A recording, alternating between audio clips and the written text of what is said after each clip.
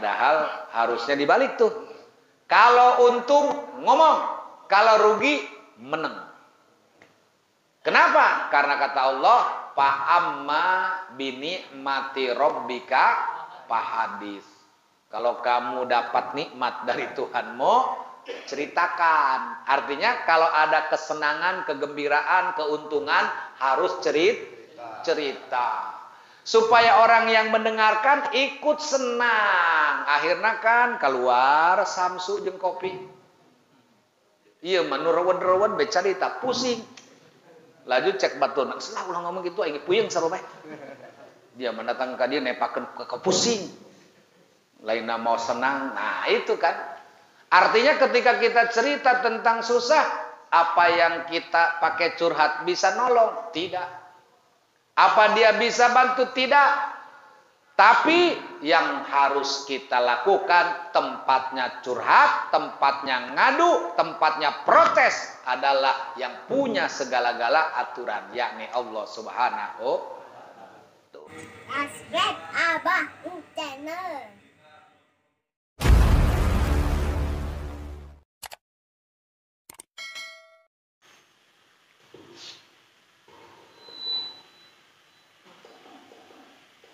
Deteng.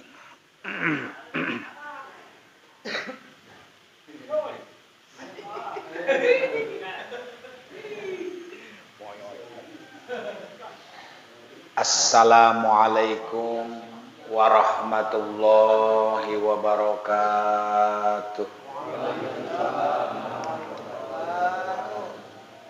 Alhamdulillahi rabbil alamin. Wassalatu wassalamu ala asrafil anbiya'i wal mursalin wa imamil muttaqin wa khatamin nabiyyin sayyidina wa habibina wa syafi'ina wa maulana Muhammadin wa ala alihi wa ashabihi wa man tabi'ahum bi ihsanin ila yaumiddin. Amma ba'du, faqala ta'ala fi ayatihil karim, a'udzu billahi minasy syaithanir rajim. Bismillahirrahmanirrahim. Qul mata'ud dunya qalil wal akhiratu khairul liman ittaqa. Wa qala Rasulullah sallallahu alaihi wasallam, ad-dunya majra'atul akhirah. Hadratal mukarramin, hadirin jamaah ta'lim musalla at-tahiriyah, juga dari berbagai masjid musalla Angke, Tambora dan sekitarnya, para sepuh, para asatidz, para hujaz, para tokoh masyarakat, para bapak dan para pemuda, bil khusus pengurus musala Al-Mukarram, Bapak Ustadz Ahmad Asrori beserta jajaran, juga muratibil acara, panggilan dari Rangkas Bitung. Tidak lupa kesepuhan kita Bapak Cep Wahyu, pengurus wilayah Bapak RT, Bapak Haji Haris Munanda, dan seluruh hadirin yang sama-sama hadir, yang semuanya selalu Allah berikan sehat walafiat. Alhamdulillah, kembali kita panjatkan puji syukur kehadirat Allah atas segala limpahan nikmat karunia yang diberikan kepada kita, sehingga sampai pada malam ini alhamdulillah Allah masih sambungkan umur kita hingga kita bisa melakukan berbagai aktivitas walaupun hari tadi libur, ya, yaitu tanggal merah, sehingga banyak yang pulang kampung bagi orang yang punya kampung. Si Ilhamah teboga kampung. Waduh, mantap. Bahasa Sukabumi mah nggak kayak gitu. Cuman ngaku-ngaku doang. Nggak diaku dia di sana mah. Sehingga banyak saudara-saudara kita yang libur nanti juga kembali lagi.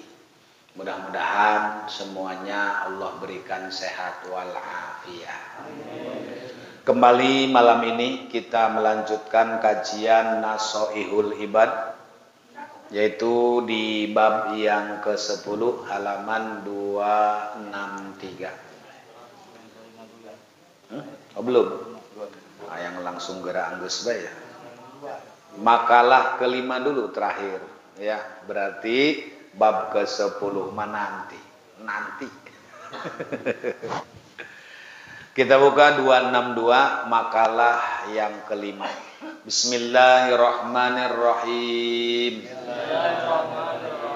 Allahumma aftah alaina bihikmatika wangsur alaina rahmataka ya dzal zalali wal ikram. Allahumma aftah lana bi futuhil arifin. Tuh disebut di sini padil. Jelemana eueuh. Oleh karenanya hadirin jamaah rahimakumullah, mari kembali kita menyimak. Perhatikan di sebelah kiri apa yang disampaikan di makalah yang kelima, akhir daripada bab yang ke-9 yang disampaikan oleh Ali karramallahu wajhah. Apa yang disampaikan oleh beliau? Yaitu beliau mengatakan bahwa menangis itu ada 3 macam. Jadi nangis itu kan beda-beda. Air mata juga beda-beda. Ada air mata buaya, ada air mata darah, ada air mata cinta. Wow, iya. Jadi luar biasa. Air mata beda-beda, menangis juga beda-beda. Pan aya lagu nanti ya. Haruskah diriku membuat sungai dari air mata, dari air mata, dari air mata. Bisa tuh ilham? Oh kahayangnya mah. Nah, jadi menangis itu ada 3 macam. Mana diantaranya? Yang pertama yaitu min khaufi azabillah. Mantep nih. Ya, mantep lah pokoknya yang pertama mah. Menangis karena takut akan siksaan Allah. Ini banyak sekali referensi di kitab ini tentang ini ya. Jadi ada orang yang menangis karena menangisi dosa. Sebab dia khawatir dosanya menjadikan sebab siksaan. Lalu dia menangis. Tapi tidak cukup dengan menangis begitu saja. Ya, misalnya ada orang nangis karena takut kepada Allah. Takut disiksa oleh Allah. Tapi cuma mewek doang. Sholat teu ngajin teu tolol paneta. Ya, nanti dibahas di bawah ya. Yang kedua yaitu min rohbati sukhti. Tangisan yang kedua adalah menangis karena takut akan kebencian Allah. Jadi hampir mirip. Orang yang pertama menangis takut disiksa oleh Allah, yang kedua takut dibenci. Itu sama. Artinya orang disiksa karena Allah murka. Sehingga dengan kemurkaan akan datang siksaan. Dengan kecintaan akan datang yaitu pahala. Yang ketiga, kata Sayyidina Ali, menangis karena takut akan putus dari rahmat Allah Subhanahu. Jadi sebenarnya ini yang disebut di sini tangisan-tangisan ibadah semua. Kalau masalah diputuskan cinta enggak dibahas di sini. Itu mah urusan dunia. Urusan dunia itu mah lagian ngapain Doni diputuskan cinta mewek. Lah, itu. Si Ilham itu mah. Makanya si Ilham trauma gara-gara diputuskan cinta di tengah jalan rel. Baik, kita bahas apa sih yang menjadikan orang menangis karena takut terhadap siksaan Allah. Dapat yang pertama tadi ya, menangis ya, takut apa rahmat Allah. Menangis yang pertama dapat menghapus macam-macam dosa. Jadi orang itu akan dihapuskan dosa kalau dia menangis karena takut disiksa oleh Allah Subhanahu. Tentu saja maksud daripada kalimat di sini bukan sekedar menangis. Saya punya keyakinan kalau dia cuma menangis doang, nggak melaksanakan ibadah, nggak mungkin. Iya. Yang namanya di sini menangis harus kita pahami bahwasanya disertai dengan taubatan nasuh. Itu isinya. Cuman nanti di referensi kitab yang lain jelas gitu ya. Menangis yang kedua dapat membersihkan macam-macam keaiban karena takut ya, takut dibenci oleh Allah. Berarti kalau orang takut dibenci oleh Allah tidak akan mengerjakan perkara yang dimurkai oleh Allah. Sebaliknya dia akan menggantikan dengan amaliyah yang sangat dicintai oleh Allah Subhanahu. Nah, itu. Tangis yang ketiga berarti kerendahan diri seorang di hadapan Allah Subhanahu wa taala. Dia merendahkan diri sebagaimana memang manusia adalah ibadah Allah, hamba Allah. Meskipun tidak semua manusia nyembah Allah, tetap hamba Allah. Jangan berarti dipahami, oh dia mah bukan hamba Allah. Tetap hamba Allah. Karena setiap makhluk, semua karyanya Allah. Semua ciptaan Allah. Meskipun dia tidak mengabdikan, tidak menyembah kepada Allah, tetap itu hambanya Allah. Walaupun dia mengingkari itu. Ya. Jadi rendah diri artinya tawadu, DP, andap asor, sadar diri bahwa dirinya bukan siapa-siapa, apalagi di hadapan Allah Subhanahu. Buah tangis yang dapat menghapus dosa akan membuat dia selamat dari berbagai macam siksa ya. Jadi ada orang selamat dari berbagai macam siksa. Sebab kenapa? Sebab dia pasti dengan tangisannya berarti menyesali telah berbuat dosa. Buah tangisan yang dapat membersihkan diri dari keaiban ialah memperoleh kenikmatan yang derajatnya tinggi. Derajat yang tinggi akan diperoleh bila mana tadi menangis karena takut dibenci oleh Allah Subhanahu wa taala. Sedangkan buah tangisan karena merasa rendah di hadapan Allah, yang dia cintai adalah memperoleh kegembiraan daripada Allah dengan keridoannya dan melihat terhadap zat Allah tanpa ada bandingannya. Sekarang bagaimana kita mau bisa banding-bandingkan apa yang dikaryakan oleh Allah? Karya manusia aja banyak begitu dipuji oleh manusia. Orang-orang kalau melihat panorama keindahan karya-karya memuji. Biasanya dengan kalimat-kalimat tasbih.